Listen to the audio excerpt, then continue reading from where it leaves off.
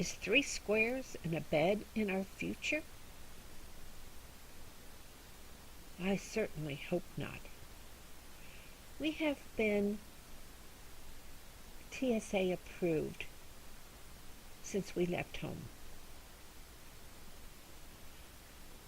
But going from Kauai to Maui, we lost that special status. Yeah, had to take our shoes off, had to open up our suitcase, and then came the disaster. That darn red dirt. Take it out of your suitcase and give it to our man. He's got his gloves on. We're not touching it. We gotta do chemical analysis on it. Yeah, you talk about scary. We may have you sit in the back. We may get a colonoscopy. Holy crap. Yeah, I was scared. Then, after the analysis of the red dirt came back and it was fine, guess what they also discovered in our suitcase, which has been there all along, was the wires to all our electronics, cameras, batteries, etc., all wrapped separately, batteries out of appliances, put in plastic bags separately, so we have no potential to set off a fire on the plane.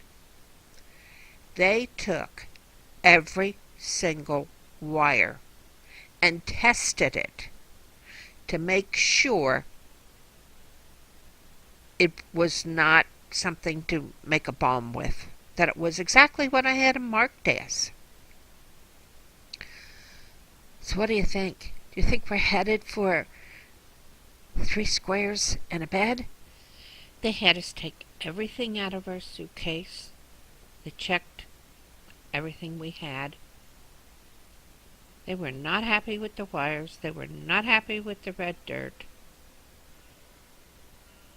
But they finally decided that they would let us go on. But before we could go to the room to wait for our plane, we had to put everything neatly back into our suitcase because it had all been taken out. So we had to go to another table and put everything back together again. It's getting kind of frightening. But I'm more bullheaded than the TSA. I am taking that red dirt with me everywhere, and they can spend their time testing it. And apparently, they're testing it for drugs. But I guess we didn't look like drug carriers or terrorists to blow up the plane, and they let us proceed on. But the story continues.